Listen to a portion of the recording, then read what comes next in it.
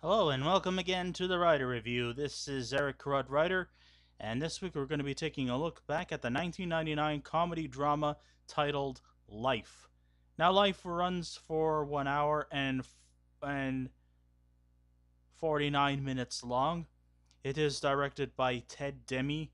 It is produced by Brian Grazer and Eddie Murphy. The script was done by Robert Ramsey and Matthew Stone. The score was done by R. Kelly and Wyclef Jean, the cinematography by Jeffrey Simpson, and the editing was done by Jeffrey Wolf.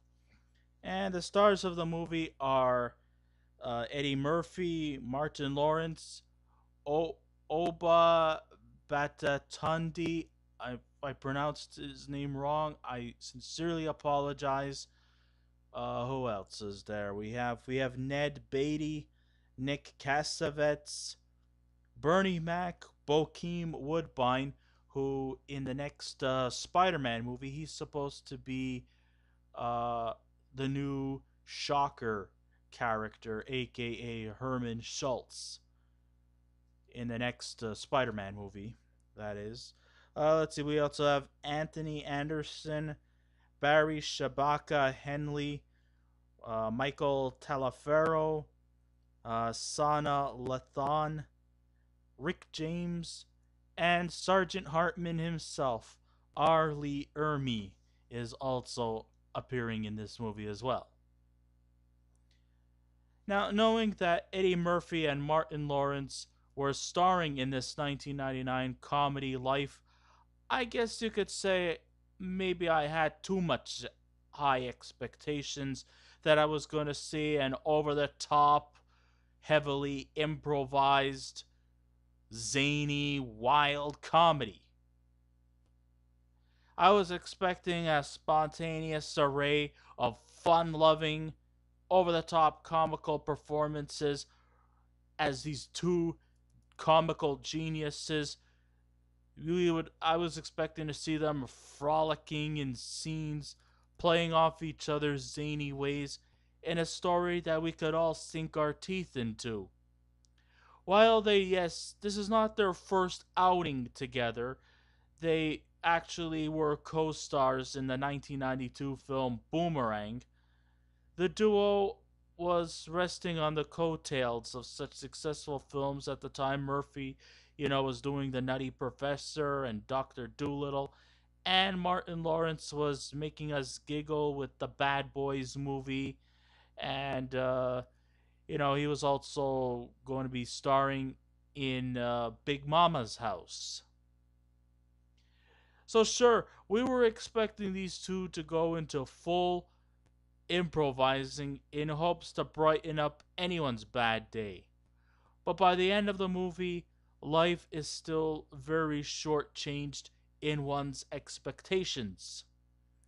The laughs are definitely plenty due to the ensemble, and Ted Demme's methodical direction is clearly the effort nonetheless. But the film is very unsatisfying due to the limited intriguing scenes and the character chemistry and conflict that was pushed back, and it was primarily due to a lagging script that seems to somewhat can't decide if it wants to be a comedy or if it wants to do a comedy drama that holds back what Eddie Murphy and Martin Lawrence are capable of. We can know that I've known in the history that both Eddie Murphy and Martin Lawrence are far from playing subtle roles. Sometimes, Eddie Murphy and Martin Lawrence are also capable of disguising their voices, to changing their appearance, and they've also have had histories of playing multiple characters in one movie. They've done it, or whatever TV series too. These guys are comical geniuses, but it was because of the meandering script.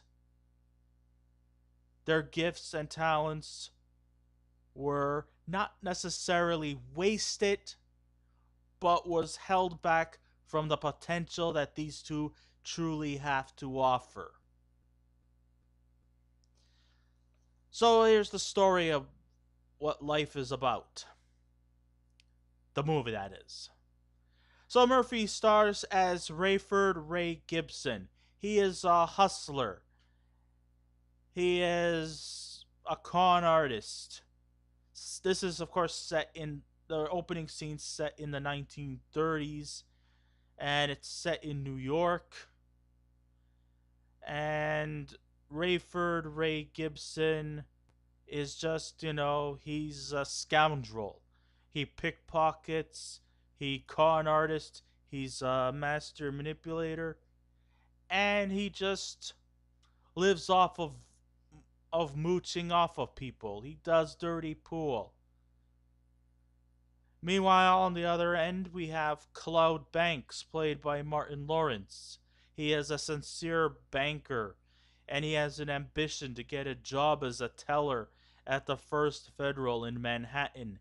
And he wants to have a legitimate way to provide financial security for himself and his girlfriend, played by Sanaa Lathan.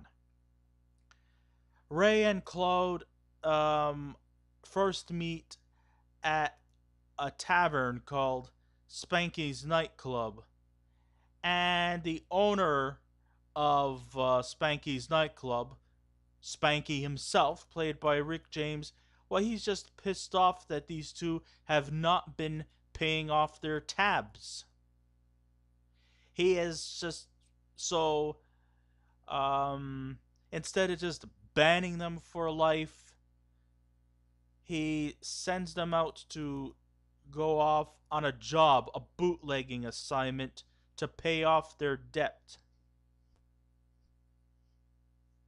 So he sends them off to Mississippi to purchase something called moonshine or hooch.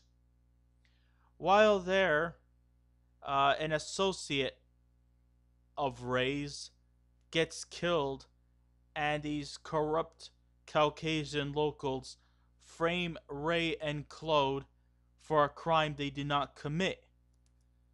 Ray and Claude eventually are sentenced to life in prison due to the corruption of the South, and it's just random imprisonment for these two guys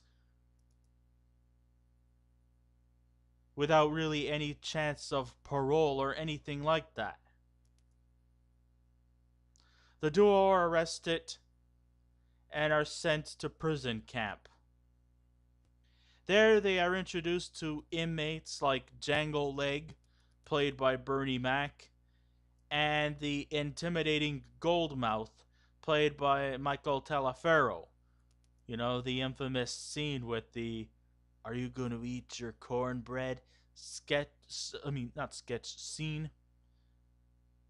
And you know how Claude was willing to arbitrarily give Goldmouth his cornbread, but Ray, being the quick talker, tells Claude, to stand up and and and take the initiative by not giving him his cornbread, and whole conflict breaks out between Ray and Claude, and things like that. So while in prison, Ray and Claude are warned by Sergeant Dillard, played by Nick Cassavetes, that any attempts to escape could equal to certain death. By the 1940s, they befriend a promising young baseball star who goes by the name Can't Get Right, played by Bokeem Woodbine, who eventually, while playing baseball in the prison camp, he eventually gets scouted and eventually gets free on account that, this kid's got baseball potential in him, and a scouting agent frees him, while leaving poor Ray and Claude imprisoned.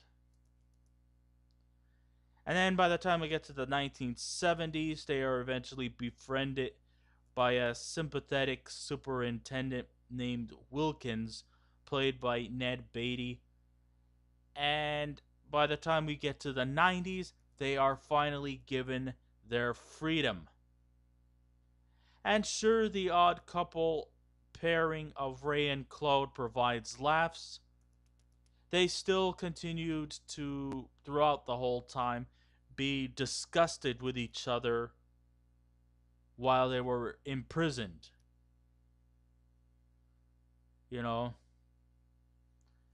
there was a lot of friction that went between Ray and Cloud.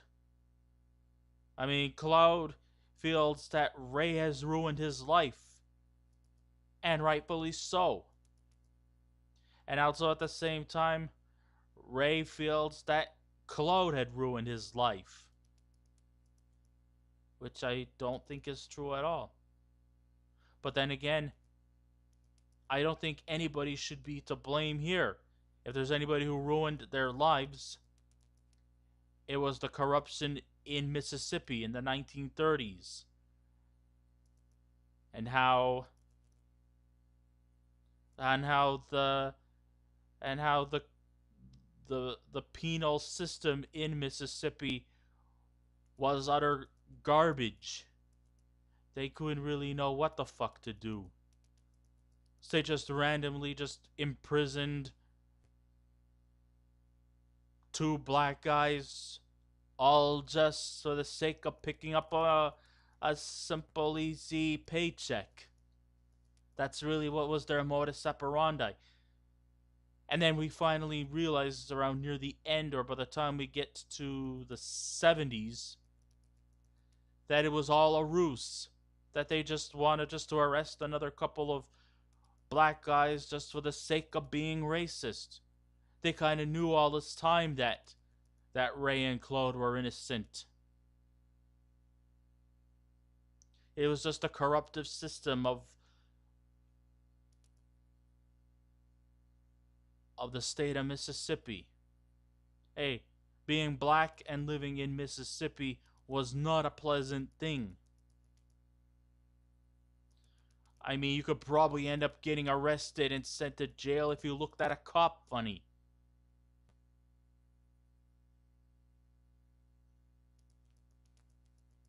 And many black people in Mississippi had been arrested for charges that they should have never been arrested for. It's a well-known fact. I've done my research. Now, this is a pretty heavy-handed subject matter. And, as much as I give praise for Eddie Murphy and Martin Lawrence to try to take on another different role outside the realm of their over-the-top comedy films, and to try to take on a more comical movie with a touch of human drama, I give praise to them completely, and I think them, along with the ensemble, did a very formidable job. And, hats off to the both of them. Okay. So the movie should have been a comedic gem, even though it does touch upon a very heavy topic. And, I was glad that, that the screen time was provided for Eddie Murphy and Martin Lawrence. And yes, I give praise to the confident direction from the late Ted Demme. I mean, Ted Demme can do a comedy just as capably like he did in The Ref. And the supporting cast, of course, had their moments of hilarious scenes. The process of time shows as, Ray and Claude are wasting away while imprisoned for something they didn't do. We should have had more checkups of them every 5 years instead of, going from the 30s to the 40s. But then they seem to skip the 50s and the 60s, which were important times for African Americans, especially the 60s, with the whole civil rights things going on. Why didn't wasn't there any emphasis of them during that period of time? Instead, they seem to skip a whole big chunk of their imprisonment time there. And they should have had a little more emphasis on that time period too, which was missing. Maybe it was edited out during the finals because comedies are really not meant to go on the 2 hour mark, but they could have put that in. I would have not minded a bit of an exception. Yes, comedies usually should be between 90 minutes to an hour and 45 minutes, and maybe because they ran out of time, but I still think they should have did something, like from the 50s and the 60s, pivotal times for African Americans.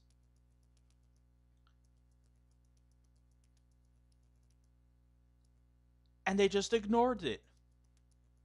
Why?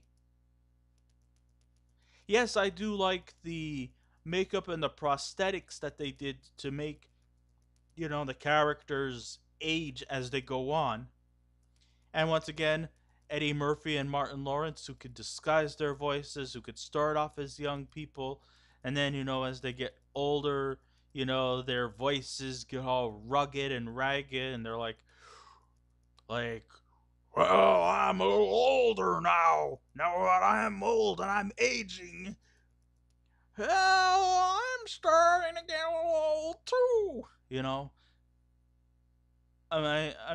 That's kind of like, and I'm just exaggerating there, but you know, they could have and they did a very admirable job too. The makeup, the prosthetics they did to make these guys, start off as young bucks, and then as they got older, they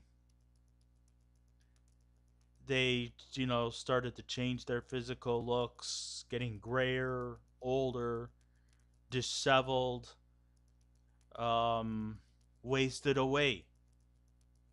And Martin Lawrence and Eddie Murphy played that off very, very believably. And I will give a lot of admiration and credit for that.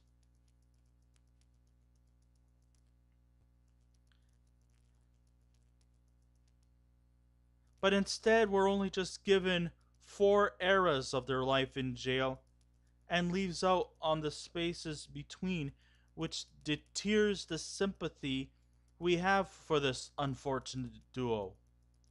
And at times it also feels rushed from serving its purpose to the short title and can't find the meaning of how it all sums down to, which is a shame because this was a good film going in. Okay, the script by Robert Ramsey and Matthew Stone feels at times just random while lacking in anything reflective, even though Murphy and Lawrence take control over their roles admirably and Ted Demme tries to keep the direction flowing splendidly and liberates the cast to improvise their lines and to keep the humor going and to show that they can enjoy working together. And I felt that.